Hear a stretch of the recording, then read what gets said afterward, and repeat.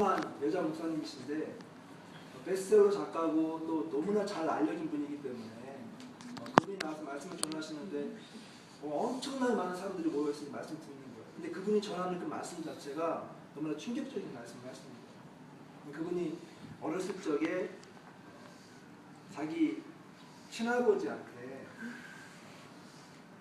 성적인 그 어뷰즈를 당한 거예요. 친아버지한테.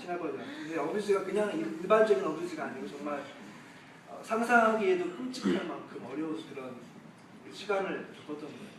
아주 어릴 때부터 계속해서 성년이 될 때까지 십몇 년 동안 그렇게 섹슈얼 어뷰즈를 당하면서 자라서 본인 스스로가 이제 자기 스스로는 자기 삶 가운데서 어떤 희망도 발견할 수 없고 또 한 인격체로서 내가 이 세상을 살아갈 수 있을 것인가 라고 하는 그런 자기 자신에 대한 그런 생각을 하게 된 거죠.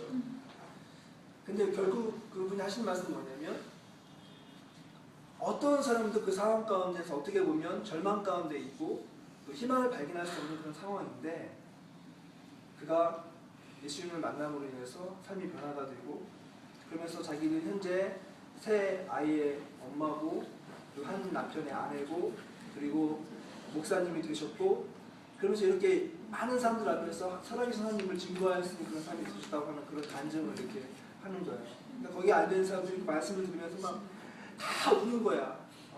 흑인이고 백인이고 뭐 황인이고 다 그 말씀들 울면서 정말 예수 그리스도의 어떤 그 복음이 실제적으로 그 삶 가운데서 새로운 어떤 그 변화를 일으킨다고 하는 그런 간증을 제가 들은 적이 있었습니다.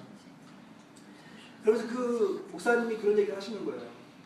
내가 이렇게 삶 가운데서 진정한 그 변화와 또 소망을 발견할 수 있었던 이유는 단 한 가지인데 예수님 때문에 그게 다 변화되었다는 것이죠. 만약에 이 세상에 많은 사람들이 그 절망과 고통 가운데 있게 되는데 상처를 받고 살아가는데 정말 그 가운데서 우리가 진정한 어떤 그 새로운 삶을 살아갈 수 있는 그런 원동력을 발견한다고 하는 것은 예수님밖에 없다. 예수를 만났을 때 진정한 삶의 변화가 있다라고 하는 그런 얘기를 하는 것이죠. 그러면 세상을 살아가면서 많은 사람들이 다 누구나 삶 가운데 그런 상처를 가지고 살아가요. 물론 이렇게 다 말끔한 모습으로 이렇게 와서 있지만 그 마음 가운데 여러분 마음 가운데 아마 밖으로 드러내기 어려운 그런 상처들을 아마 갖고 있는 사람들이 있을 거예요.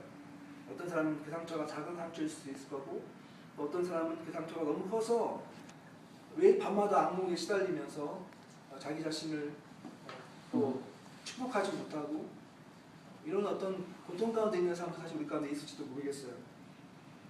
상처를 가지고 있다라고 하는 것은 사실은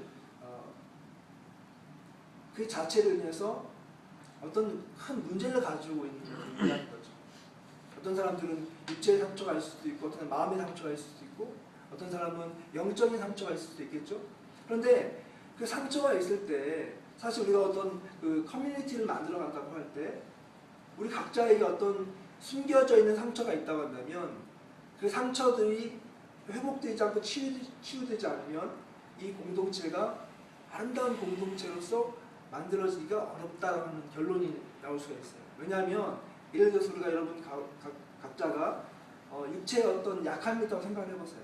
예를 들어서 목사님이 팔이 굉장히 아파요. 실제는 아니고 예를 들어서 살짝 건드리면 너무너무 아픈데 많은 사람들이 모였을 때 내가 어떤 상처가 있는지 모르고 반가워 슬기야 딱 이렇다고 한다면 어떻게 되겠어? 누구든지 뭐 아무렇지도 않은 상황인데 이 자기의 그 상처를 만져주는 당한 사람은 너무 아프기 때문에 액션이 크게 나올 수밖에 없는 거예요. 자기는 좋게 이야기했는데 이 사람은 그것 때문에 나쁜 말이 나올 수밖에 없는 거죠. 내 상처를 건드렸기 때문에. 똑같은 거예요. 우리가 어떤 사람들마다 이렇게 모여서 대화를 나누고 또 교제를 나누는데 저 사람은 이상한 거야. 평상시에는 멀쩡한데 어떤 부분에 가면 굉장히 민감하게 반응을 하고 굉장히 이런 공동체를 이루는데 그 공동체를 깨는 그런 활동을 하는 사람들이 나오게 되는 거예요. 근데 그 이유는 뭐냐면 바로 우리가 우리 속에 있는 상처가 있기 때문에 그렇다고 하는 것이죠. 그러니까 우리가 남들이 한 좋은 공동체를 만들기 위해서는 내 자신의 상처가 치유되어져야 하고 동시에 다른 사람이 갖고 있는 상처를 우리가 잘 이해하고 받아들이고 또 용납할 수 있을 때 좋은 공동체를 이룰 수 있다라고 하는 것이죠. 그래서 여러분 우리가 온전한 그리스도인이 된다라고 이야기했을 때 그러니까 내가 하나님 앞에서 성숙하고 거룩하고 또 온전한 그리스도인이 되어간다 할 때 우리가 잘못 생각하면 기도 막 열심히 하고 막 성령 충만히 받고 뭔가 경험하면 성숙한 그리스도인이 될 것처럼 생각하지만 그건 착각이에요. 그건 잘못된 생각이에요. 왜냐하면 우리가 정말 성숙한 그리스도인이 되려면 내 자신을 먼저 잘 알아야 돼.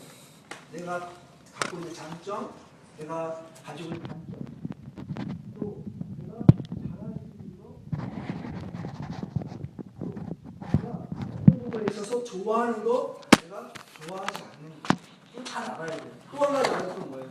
내가 내 안에 어떤 상처가 있는지, 내가 약한 부분이 무엇인지, 이것도 잘 알고 있을 때 우리가 성숙한 그리스도인으로서 성장해 나갈 수 있다라고 하는 것이죠.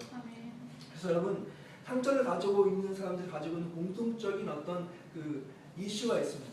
two powerful 포인트가 있는데 첫 번째는 뭐냐면 상처를 가지고 있다고 하는 것을 인식하고 있다고 한다면 어떤 사람이든지 그 상처로부터 그 고통으로부터 자유하기를 원하는 공통점이 있어요. 그래서 자유하고 싶어요. 떠나고 싶어요. 또 한 가지 공통점이 뭐냐면 근데 그것이 우리에게 어떤 그 상처를 주었던 원인이 있잖아요. 그렇죠? 상처를 주었던 그런 사람이나 그런 원인에 대해서 용서하는 것이 굉장히 어렵다는 거예요. 이게 두 가지 공통점이 있다고 하는 거예요. 그런데 잘못된 이런 상처를 다룰 때 잘못된 그런 내러티브가 있다면 그것은 이거예요.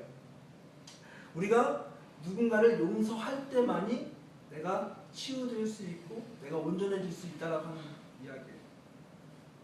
이것은 어떻게 보면 되게 맞는 얘기예요. 근데 어떻게 보면 되게 다른 이야기예요. 이걸 여러분 잘 알아야 돼요. 우리가 그런 얘기 많이 들어요. 네가 자유롭고 싶으면 이렇게 상처된 사람을 무조건 용서해야 돼. 그럼 네가 자유롭게 돼. 이런 얘기 많이 듣잖아요. 근데 이것이 첫 번째가 아니라고 하는 거죠. 왜냐하면 제가 어느 날 이제 그 책을 읽다가 그 어떤 분이 라디오에서 대담하는 이야기를 제가 읽은 적이 있어요. 근데 어떤 이야기냐면 이런 얘기예요. How can I forgive a person who has hurt me? 나에게 상처 준 사람을 내가 어떻게 용서할 수 있을까요? 이렇게 어떤 사람이 이제 전화해서 물어봤어요. 그랬더니 그 카운슬러가 하는 말이 Well, let me make this clear. 우리가 이거 한번 이야기해 봅시다. 그래서 Forgiveness is something you do for you. 이 용서라고 하는 것은 너를 위해서 하는 거야. 하는 겁니다. 그래서 You need to forgive this person in order to be healed. Your pain will not go away until you forgive the person. 네가 다른 사람을 용서하기 전까지는 당신 안에서 그 상처가 결코 떠나지 않을 거예요. 이렇게 응답을 했다고 하는 것이죠. 근데 여러분 여기서 한 가지 빠진 이야기가 있어요. 물론 이 이야기가 잘못된 얘기는 아니에요. 근데 한 가지 빠진 이야기가 있어요. 그게 뭘까요? 예수님이 예수님이 나를 죄인이었는데 나를 내 죄를 사해 주시고 나를 자녀로서 삼아 주신 것 그걸 생각하면 그 예수님의 용서와 사랑을 내가 가졌을 때 다른 사람이 굉장히 중요한 얘기를 했어요. 무슨 말이냐면 You cannot forgive by the power of the will. 우리 의지의 힘으로는 우리 스스로가 누군가를 용서할 수 없다는 겁니다. 그러니까 이것이 우리의 의지의 문제가 아니라고 하는 거죠. 우리가 누구를 용서하고 누군가를 우리가 거기서 자유롭게 되기 위해서 선포할 수 있지만 그것이 우리의 의지를 가지고 이루어질 수 있는 것이 아니라고 하는 거예요. 왜냐하면 우리 가운데는 누군가를 용서할 수 있는 그런 리소스가 없어요. 우리가 지금 말한 것처럼 우리의 힘으로는 누군가를 용서하고 어떻게 자유롭게 떠날 수 있는 그런 능력이 우리 가운데 없다라고 하는 거예요. 그래서 정말로 우리가 필요한 것은 우리의 그 삶이 예수 그리스도 안에서 우리의 삶이 다시 재해석되어지고 예수님의 이야기 가운데서 우리가 그 안에 재경험되어질 때만 우리가 그런 능력과 힘을 얻을 수 있다라고 하는 거죠. 순서가 굉장히 중요하다는 거예요.